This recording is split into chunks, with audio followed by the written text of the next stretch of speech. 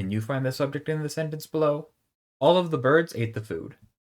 5, 4, 3, 2, 1. All of the birds ate the food. So, all of the birds is the subject, and we know this for two reasons. First, we can replace all of the birds with they, which is nominative case and therefore used for subjects. So we get the sentence, they ate the food.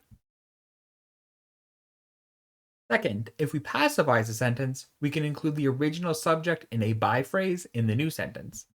Crucially, all of the birds can be included in a by phrase. We get the sentence, the food was eaten by all of the birds.